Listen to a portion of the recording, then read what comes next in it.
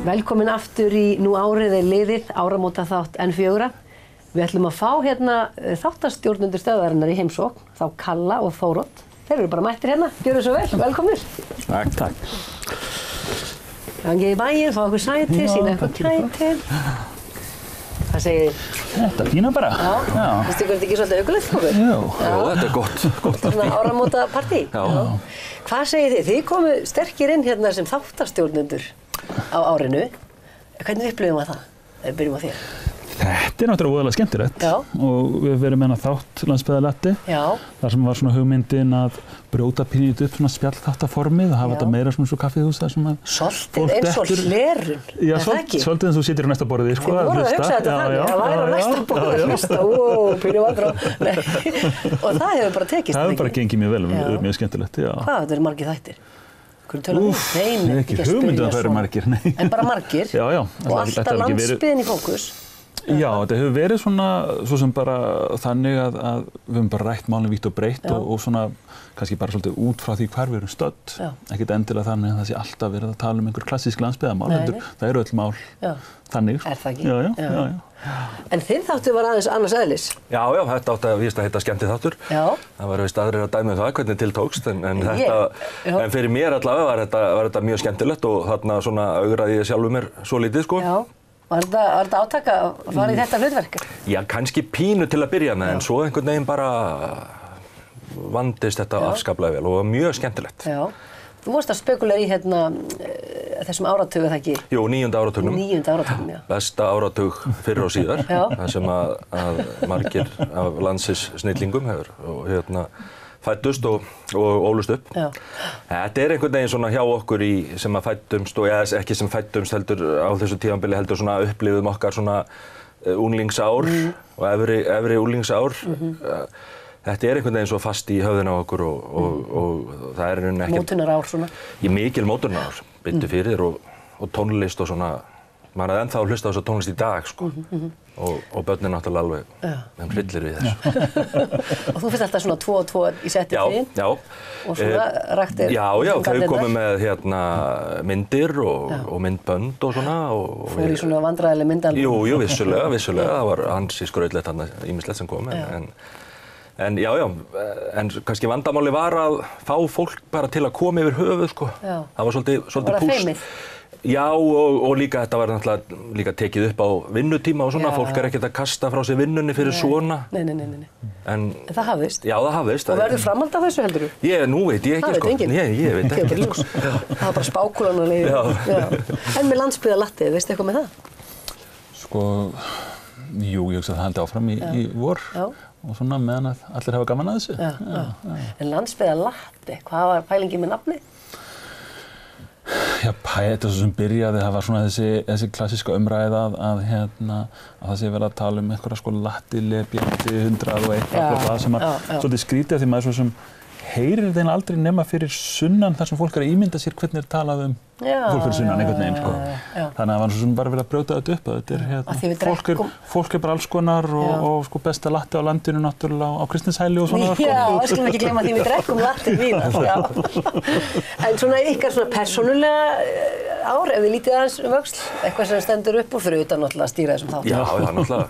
Nú það var nú kannski líka, ég augraði sjálfur mér talsvert með því að ég bauð mig fram á samt fleira góðu fólki til sveitarstjórnarkosninga. Já, ég fer að sveit. Já, ég fer að sveit og það var rosalega skemmtilegt og maður einhvern veginn þannig innrættur og þannig gerður að maður vill hafa áhrif á samfélagið sitt. Já. Frekar en að standa fyrir utan og hvart og hveina, sko. Nú og og svo fekk ég nýtt hné. Þú fékkst nýtt hné? Ég fekk nýtt hné, sko, já. Það er dálítið stórt. Já. Allt svo ekki hné heldur svona... Jú, það er líka svolítið stórt. Er bókana líka? Já, þannig að það var svona verið að reyna að laga 30 ára gömul íþróttameiðsli. Vá, er þetta eins og nýtt líf fyrir þér þá? Ekki alveg ennþá, en það verður það, sko, já. Hvað var þetta að fara að há þér mikið? Þetta var blessuð í hverju einasta skrefi sem ég stega þá var... En þetta eru bara þvílík bylting að geta bara farið í slipp og... Hvernig verður það svo í utanlandsferðum í gegnum hliðið? Mun það pípa? Já. Þannig að það er svona... að gera? Það er uppi álita málkorti þurfa að hafa með mér sko jafnvel læknisvottorð eða eitthvað þannig sko. En hlýtur að vera einhverja reglur með þetta? Já. Ég áttur að koma í ljós, ég skal láta vita það. En þitt svona persónulega? Já, ég er bara með minn gömlu hné sko. Þú með gömlu hné, en eru þau í lagi? Já, nokkuð svona, svo bara svo gutt sko. Þetta bara fínt ár. Nýr fjölskyldumeðlim, lítill kettlingur sem kom inn á heimilið og sem allt hefur snúist um. Einmitt. Þannig að það er bara tifar. Já. En svona ef við horfum til framtíðar, eitthvað svona á næsta ári sem að þið eru spenntari fyrir en annað? Ég sé fyrir mig sko að eins og fram í Eyjafjarðarsveit að þar búa okkur bara undir gríðarlegan uppgang og fólksfjölgun og það er verið að skipuleggja lóðir og... Það er rosa mikið verið að byggja í kringum Hrafnagil. Já. Og það er mikil eftirspurn eftir lóðum. Vilja allir búa í sveitinni þetta? Já. Þetta er svo notalegt að vera steinsnar frá bænum en geta jafnframt notið svona náttúrunnar og rólegheitanna í sveitinni. Já.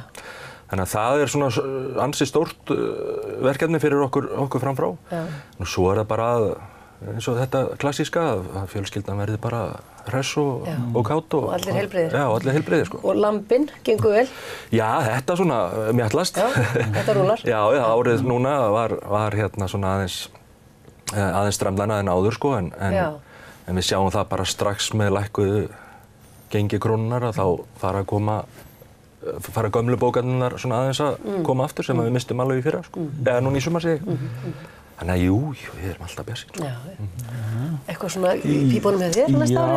Já, ég er nú eiginlega að fara að rannsaka hann sko og þau sko. Já. Nei, við erum með stórt verkefni, við erum að skoða búferlaflutninga og svona fólksfjölgun í sveitum og í miðkjörnum, þessar breytingar sem hafa orðið sko. Og stórt rannsóknarverkefni? Já, erum samstarfið við fólk í bæði íslenskum og erlendum háskólum og byggðastofnun kemur að þessu með okkur. Já. Þannig að það er það sem er framöndan. Og hvernig ætlið þið að eyða áramótunum sem eru nú að bresta á? Er eitthvað búið að plana steikina eða sprengjunar? Já, það sko hjá okkur er það þannig að fjölskyldan er eiginlega öll annaðhvort fyrir sunnan í útlöndum. Já. Þannig að það er alltaf þessi sprettur sko, jólin á Akureyri og svo bara suður fyrir áramótin að hitta fjölskylduna. Og hvort ætlið að gera núna? Við ætlum að fara suður, já. Við erum bara í rólegheitunum heima og hérna við erum alltaf með einn 5 ára sko sem að maður fer ekkert að kasta honum til og frá fyrir einhver partí og böll sko. Eru þið með einhverja brennu á einhverjum stöðum? Ekki svo ég viti sko, en tengdapabbi hefur nú stundum fírað upp einhverja bálkesti án þess að láta neitt vita sko, þannig að það getur vel verið að það gerist líka. Og ef kvöldið er kyrrt þá sjáum við náttúrulega flugeldana inn allan fjörðinn? Og það er reyndar við keyrum stundum upp í Vaðlaheiðina sko, þegar brjálæðið byrjar hérna. Og horfið yfir Akureyri? Já, og það alveg sparar okkur stórfé sko. Akkurat. Heyrði, eitthvað annað sem að ykkur liggur á hjarta og viljið deila með þjóðinni áður en við skálum bara fyrir nýju ári? Erum við að gleyma einhverju? Nei, það er vissu ekkert rosalega jákvætt þannig en mér finnst við verðum að, eins og með bara allt þetta unga fólk sem við erum að missa frá okkur, bæði í sem að falla fyrir eigin hendi og eru í þessum eiturlyfjum og mér finnst bara svo skelfilegt hvernig ástandið er orðið og það skuli ekkert vera hægt að gera fyrir þetta fólk sko. Já. Og fyrir þá sem eru í vanda og ég bara vona að næsta ár að það hafi orðið núna einhver vitundavakning af þessu ári, það er mikið búið fjallum en ég vona að það verði einhver úrræði og einhver aðgerðir bara til þess að bjarga fólki sko. Bjarga unga fólkinu. Já. Einmitt. Þetta var svona kannski dramatískt en enga síður, þetta liggur á manni. Við skulum bara hafa þetta alveg hugfast, aldrei gleyma því. Ég held eins og svona kannski léttari nótunum. Já, endilega. Það er náttúrulega ofboðslega gaman að sjá svona þessa menningabyltingu sem er að verða allstaðar sko. Og bara svo hérna á Akureyri með sko þessu nýja listasafni og sko nýja leikhússtjóranum sem kemur inn með þessa sýningu og barnamenningarhátíð og allt þetta sko. Barnamenningarhátíð, það er alveg nýtt. Já, vonandi árviss viðburður. Já, þannig að þetta er vonandi bara upptakturinn að sko frábæri ári í því. Og það er svo margt annað sem að skapast út frá menningunni, út frá listum og menningu eins og við höfum bara dæmi eins og frá Þingeyri og þar sko. Já. Blábankinn og þetta skapandi umhverfið þar sko, mér finnst það alveg stórkostlegt sko. Gefa því svolítið athygli og gaum. Já. Þá held ég okkur séu þetta skála. Já, en ekki. Mikil ósköp. Skál og takk fyrir að koma og gleðilegt ár. Já, gleðilegt árið.